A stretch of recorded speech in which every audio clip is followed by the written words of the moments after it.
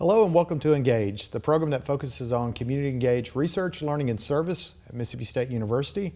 I'm your host, Cade Smith, and today we're joined by Ms. Hamsini Balaji, who is a 2018 graduate from Mississippi State University, as well as a Montgomery Leadership Program fellow and a co-creator of a servant leadership and compassion class at Mississippi State University. Hamsini, welcome to Engage. Thank you. Yeah, well, it's a pleasure to have you here. So. A couple things. One, this is a special episode of Engaged, and we want to do this because in 1 week you're going to pack up and move away from Mississippi State University and go to the University of Southern California, correct? That is right. Great. Is so right. Just real quickly, why don't you tell us a little bit about what you're going to be doing at the University of Southern California in your graduate program? Absolutely. I'm getting a Master of Science in Social Entrepreneurship at the University of Southern California. So it's basically looking at for-profit businesses to drive social impact or social change. Okay, great, super. Yeah. So with that said, what I want to do is back up about 4 years and think about 4 years ago when you were a 17-year-old thinking about where you wanted to go to the university. And why don't you tell us about your background and how you came to Mississippi State University? Sure. So I'm originally from India, but at the time I was staying in Dubai, and I was doing my high school at Dubai. And I had a counselor who kind of like introduced me to the idea of going to the United States. And really I didn't want to, I didn't think about going to the United States until like 8 months before I actually got here. And he kind of gave me a list of universities, and I applied to 8 all across the country. And I got into 7, but got scholarships from 4. And 2 of the biggest factors that helped me decide come to Mississippi State was the scholarship that they gave me and the research program that the biochemistry department had, because that was my major. Super. So biochemistry is undoubtedly a very rigorous major, right? That asks a lot of students. It is. Yeah, that's right. And so you're a biochemistry graduate. You were also really involved in multiple aspects of student life and learning at Mississippi State University, including the Honors College. You were a resident advisor in housing and residence life, and then you were also a Montgomery Leadership Program fellow. And I think each of those experiences had a pretty big impact on you and the way that you view living your biochemistry degree. So why don't you tell us a little bit about how the Honors College and really the focus on the liberal education and liberal arts education through the Honors College has impacted you? Yeah, absolutely. I think like going into the Honors College, they kind of showed me that I had 2 curriculums, and one of them was a little less intensive than the other one. And going in, I was a little afraid because I like a good challenge, so I chose the more intensive curriculum. And going in, I was a little afraid of it, I'm not gonna lie, because we had to take one honors class every semester, and I had to defend my thesis, my senior thesis, at the end of my undergraduate career. So, along with like study abroad and a whole bunch of other stuff. So I was a little afraid going in, but honestly it was one of the best decisions that I ever took, because my first semester and my second semester, I took a class called Quest 1 and Quest 2, where we read these humanity and liberal arts based textbooks, or like nonfiction texts that really like helped us see beyond, at least me as a science major, beyond just science. And so I was really exposed to like the humanities side, the social implications, and all of that of how my work as a science professional can affect the society. Super. So I guess in your sophomore year, you were accepted into the Montgomery Leadership Program, which is a academic-based 3-semester program for students. Why don't you tell us a little bit about your experience in the Montgomery Leadership Program? I love the Montgomery Leadership Program. It was one of the best experiences I've ever had. I've gained some of my best mentors from that program as well. For me, going into Montgomery Leadership Program, it was just to solidify my passion for leadership and service that I'd always had from the beginning. There was never a title for it, like servant leadership or the community behind it, but that really helped me shape the kind of leader I want to be, shape the impact I want to have, and more than anything, help me find out who I am and what I stand for and the impact I can make on this world.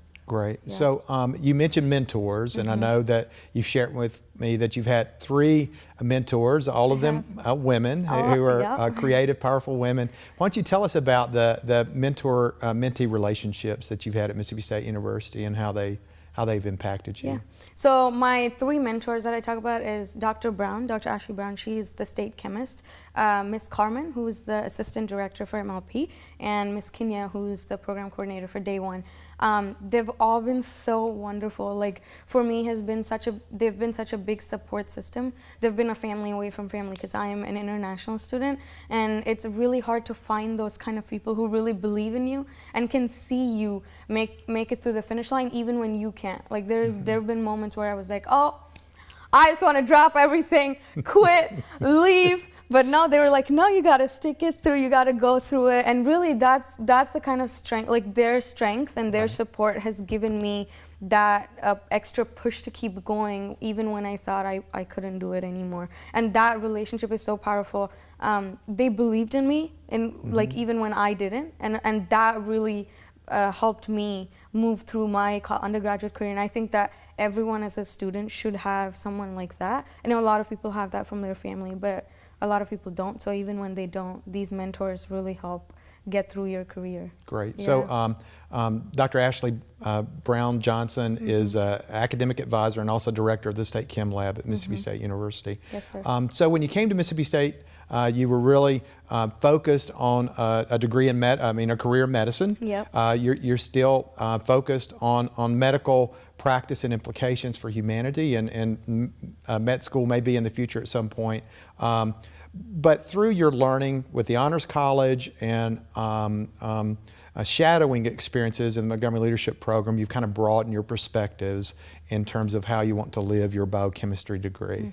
So why don't you talk about that broadening a little bit and how experiential learning, particularly around MLP and shadowing physicians, have impacted you? Yeah, I think for me it gave me a chance to deconstruct like what the field is in general. It's one thing to like read about it. I think it's very different in theory, but it's very different in practice.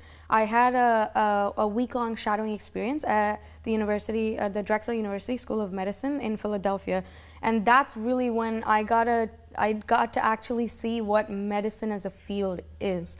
And because I'm international, I'd like shadowed in other countries, so I got to see also a global health perspective. But this really helped me break down how administration affects the physician's job, how policy affects a physician's job, how funding affects a physician's job, how insurance companies play such a big role in the medical system right now, how physicians, medical training that physicians and other healthcare professionals get, how teamwork or how leadership is not something that's advocated for in the medical field right now. And right now that's really what we need in that field. So I think like actually putting myself out in the field and having that experience while shadowing the physicians also helped me see the field in a very, very different light. Gotcha. That I would not have got by studying, like reading my books. So you told me about a specific physician that in an oncology practice group that you watched interact with patients and how powerful this physician was as a communicator, a healer, and also a surgeon. Why don't you tell us a little bit about that and how that impacted you? So I was part of an oncosurgery team at the Drexel University School of Medicine shadowing experience. And he had a patient walk in. She was diagnosed with stage 4 breast cancer, and she came from a part of the world where they didn't even have primary access to care. So she had absolutely no idea walking in that she was gonna be diagnosed with something that could potentially be terminally ill. And the way in which he communicated that news to the patient was what caught my attention. I'd shadowed a lot before that, but I don't think that any other doctor that I had seen before him could have done it as gracefully as he did it, because he took into consideration that maybe her economic status was not where it should be for the care, the quality of the treatment that she needs.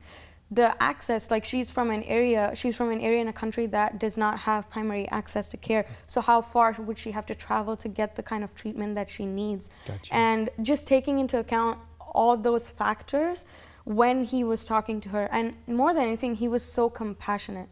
Like he was genuine. He felt her pain.